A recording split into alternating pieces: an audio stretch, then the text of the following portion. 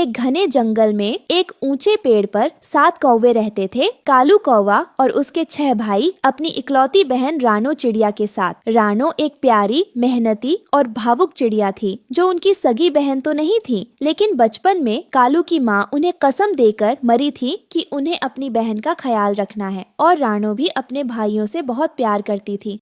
भैया देखिए ना, मौसम कितना प्यारा है। सोचा आज तुम सबके लिए गर्मा गर्म बिरयानी बनाऊं। बस एक छोटा सा काम करना है। आप लोगों को कुछ अच्छा सा शिकार ले आइए और थोड़ी सी प्याज, 1-2 टमाटर और अगर कहीं हरी मिर्च मिल जाए तो क्या बात है। अरे वाह बहना, तू तो हमारे कौवों के खानदान की रसोइया निकली। बिरयानी की खुशबू अभी से आने लगी है। तू चिंता मत कर, आज कुछ बढ़िया शिकार लाएंगे और तेरे लिए कुछ सब्जियां भी। 2 भाई सब्जियां लेने निकलते हैं, बाकी शिकार की खोज में जाते हैं। सारा दिन बीत जाता है पर शिकार नहीं मिलता। थके हारे कौवे पेड़ की डाल पर बैठ जाते हैं। शिकार तो जैसे गायब हो गया है। अरे भाई, लगता है हमें आज शिकार नहीं मिलेगा। आज तो हमें सब्जियां खाकर ही काम चलाना होगा। अरे मुन्ना क्या कह रहा है? हमारी बहन ने कितने प्यार से कहा है कि कोई बढ़िया शिकार लेकर आओ। अगर हम ऐसे ही खाली हाथ चले गए तो बहन का दिल टूट जाएगा। तभी जंगल का बूढ़ा गिद्ध वहाँ आता है। अरे नाना आप। हाँ हाँ, तुम सबको चिंता में देखा, इसीलिए तुम्हारे पास आ गया। बताओ क्या हुआ, इतने परेशान क्यों लग रहे हो? अरे नाना, हम बहुत देर से शिकार ढूंढ रहे हैं लेकिन हमें कोई शिकार नहीं मिल रहा। अच्छा तो ऐसी बात है, फूलों के बगीचों के पीछे जो एक पेड़ है वहाँ पर एक कबूतर अपने बच्चे के साथ रहती है, लेकिन अभी वह खाना लाने गई है, इसीलिए उसका बच्चा अभी घोंसले में अकेला है। तो जाओ, जाकर बच्चे का शिकार करो। अच्छा, क्या सच में? आपका बहुत बहुत शुक्रिया नाना। हाँ हाँ, जाओ जाओ, वरना वो कबूतर भी हाथ से चला जाएगा। चलो रे, वो कबूतर हाथ से नहीं जाना चाहिए। अरे नाना, आप भी रात का खाना खाने हमारे घर आ जाना। ठीक है, मैं आ जाऊंगा। सभी भाई मिलकर गुफा के अंदर चले जाते हैं। वहाँ एक कबूतर का बच्चा सो रहा था। सभी कौवों ने मिलकर उस बच्चे का शिकार कर लिया और शाम होने से पहले शिकार लेकर अपने घर आ गए। ये ले बहन, शिकार अब इसे जल्दी से पका दो, मुझे बहुत भूख लग रही है। जी भैया, लेकिन आपको आने में इतनी देर क्यों हुई? हाँ, वो जरा शिकार ढूंढने में दिक्कत हो रही थी, लेकिन तभी नाना ने आकर हमें शिकार का पता बता दिया और सिर्फ उनकी वजह से ही हम यह शिकार ढूंढ पाए। और हाँ बहन, नाना भी खाना खाने के लिए आने वाले हैं, तो जरा ज्यादा खाना बनाना। भाइयों की बात सुनकर रानो बड़ी खुश हो गई। वह फटाफट रसोई में जाकर खाना बनाने लगी। तभी सब्जियां काटते वक्त चाकू उसके पंख में लग जाता है और उसके पंख से खून बहने लगता है। अरे यह क्या, मेरे पंख में तो घाव लग गया। अगर भाइयों ने देख लिया तो खामखा परेशान होंगे। क्या करूं? इस खून को कहाँ पोंछूं? रानो चिड़िया इधर उधर देखने लगी, लेकिन उसे अपना खून पोंछने के लिए कुछ नहीं मिला। तभी उसने ना चाहते हुए भी खून को कबूतर के मांस में मिला दिया और वह फिर से खाना पकाने लगी। थोड़ी ही देर में खाना बनकर तैयार हो गया। उसने अपने सभी भाइयों को खाना परोस दिया। गिद्ध भी वहाँ पर आ चुका था। सभी खाना खाने लगे। खाने का एक निवाला खाते ही सभी चौंक गए, क्योंकि ऐसा स्वादिष्ट खाना उन्होंने आज तक नहीं खाया था।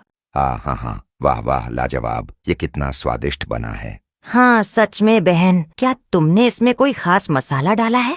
मसाला नहीं तो मैं तो जैसे रोज पकाती हूँ वैसे ही खाना पकाया है। नहीं बहन, आज इस खाने में कोई अलग बात है। कबूतर तो हमने पिछले हफ्ते भी खाया था, लेकिन वो तो इतना स्वादिष्ट नहीं बना था। ये बड़ा स्वादिष्ट है। अरे बेटी, तुमने इसमें क्या मिलाया है ये तुम्हें बताना ही होगा। कोई साधारण कबूतर इतना स्वादिष्ट नहीं लग सकता।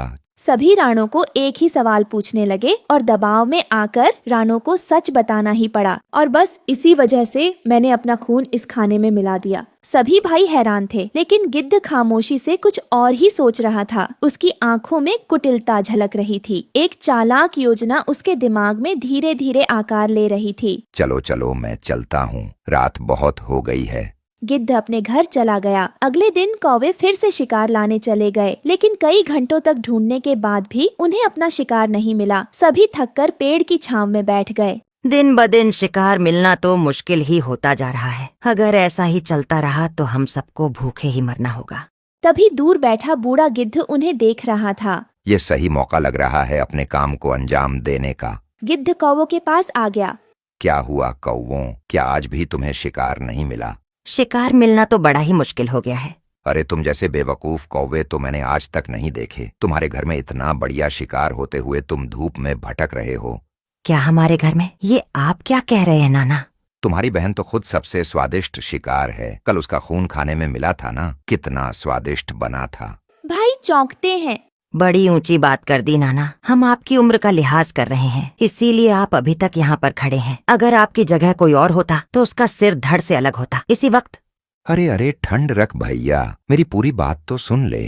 लेकिन उनमें से एक भूरा कौवे को गिद्ध की बात अच्छी लग रही थी। अरे नाना क्या कहना चाहते हैं, पहले वो तो सुन ले। आप बोलिए नाना। अगर कुछ बूंदों से इतना स्वाद आया, हाँ जरा सोचो कौवों, अगर तुम्हारे बहन की कुछ बूंदें उसमें गिर गईं तो वो कितना स्वादिष्ट लग रहा था। और अगर तुम्हें तुम्हारी पूरी बहन ही खाने को मिल जाए तो वो कितना स्वादिष्ट और पौष्टिक होगा। और वैसे भी वो तुम्हारी सगी बहन नहीं है। नहीं, ये गलत है। धीरे धीरे सभी भाई गिद्ध की बातों में आ जाते हैं, सिवाय सबसे कालू कौवा के। अगली शाम सभी भाई घर लौटते हैं। भैया आप लोग इतनी जल्दी?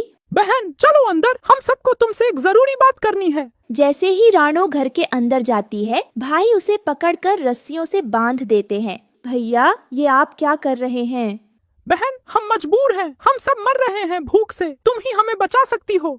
नहीं, ये पाप है, मैं ऐसा नहीं होने दूंगा। तो तू भी भूखा मरेगा हमारे साथ। जा भाग जा, अगर तुझे इतना ही दुख है। राणो को रसोई के पास लाया जाता है। आज की दावत का नाम है राणो बिरयानी। लेकिन क्या तुम में से किसी को खाना पकाना आता है? नहीं नहीं, हमें तो नहीं आता। अरे हट कैसे कौवे हो, खाना तक पकाना नहीं आता। एक काम करो, तुम किसी भरोसेमंद को छोटे पंछियों के जंगल में भेजो और किसी एक पंछी को जो अच्छा खाना बनाता हो उसे ले आने को कहो। मैं लेकर आता हूँ भैया। इतना कहकर कालू छोटे पंछियों के इलाके में चला गया और एक पेड़ पर बैठ गया। अरे अब मैं किससे मदद मांगू? अगर मैं बावर्ची ले गया तो सभी भाई मिलकर बहन को जरूर मार देंगे। हे ऊपर वाले, अगर मैंने आज तक कोई भी अच्छा काम किया है तो मेरी मदद के लिए किसी फरिश्ते को भेज दे। उसी डाल पर टुनटुनी चिड़िया का घोंसला था। अरे ये कौवा तो बड़ा ही परेशान लग रहा है, मुझे जाकर देखना चाहिए। सुनिए कौवे भाई, आप परेशान लग रहे हैं, क्या बात है? क्या मैं आपकी कोई मदद कर सकती हूँ? कालू कौवा सारी बात टुनटुनी को बताता है। क्या कैसे भाई है, भूख के लिए अपनी बहन तक को नहीं छोड़ रहे? चिड़िया मेरी मदद करो चिड़िया। टुनटुनी चिड़िया को खाना अच्छा पकाना आता था। वो कालू के साथ बावर्ची बनकर चली गई। उसने जल्दी जल्दी कटहल की सब्जी बनाकर तैयार कर दी और सातों भाइयों के सामने परोस दिया। सभी ने बड़े चाव से खाना खाया। किसी को खाने पर शक तक नहीं हुआ। सभी को यही लगा कि वह उनकी बहन को ही खा रहे हैं। वाह वाह, यह तो उस दिन से भी ज्यादा स्वादिष्ट बना है। इतना स्वादिष्ट और पौष्टिक खाना खाकर मेरे तो शरीर में अलग ही ऊर्जा आ गई है। क्यों भूरे, सही कहा। कौवों ने खाना तो खा लिया था, लेकिन अब उन्हें अपनी बहन को खाने का पछतावा हो रहा था। भाइयों, ये हमने क्या कर दिया? हम अपनी प्यारी बहन को मारकर खा गए। नहीं, हम ऐसा कैसे कर सकते हैं? भाई हमें क्या हो गया था? हम इतने क्रूर कैसे हो गए? जिस बहन ने हमें इतना प्यार दिया हमने उसी को मार दिया। हमारी बहन हमें कभी माफ नहीं करेगी। कालू तू सही कह रहा था, हमें तेरी बात मान लेनी चाहिए थी। तेरी बात ना मानकर हमने बहुत बड़ा पाप किया है। मैं अपने आप को कभी माफ नहीं कर सकता। अब मेरे गलती की एक ही सजा है, मेरी मौत। तूने अकेले नहीं बल्कि हम सब ने मिलकर यह गिरा हुआ काम किया है। हमारी बहन तो हमारे पास वापस नहीं आ सकती, इसीलिए हम सभी उसके पास जाएंगे। सभी मरने वाले होते कि तभी राणो चिड़िया रसोई से बाहर आती है। अरे ये जिंदा कैसे है? अरे देख क्या रहे हो कौवो, मार डालो इसे। नहीं, बहुत हो गया गिद्ध, अब हम तेरे बहकावे में नहीं आएंगे। भाइयों आज इस गिद्ध का काम तमाम कर दो। गिद्ध अपनी जान बचाकर वहाँ से भाग गया। टुनटुनी बहन, अगर आज तुम हमारी मदद नहीं करती तो शायद भाइयों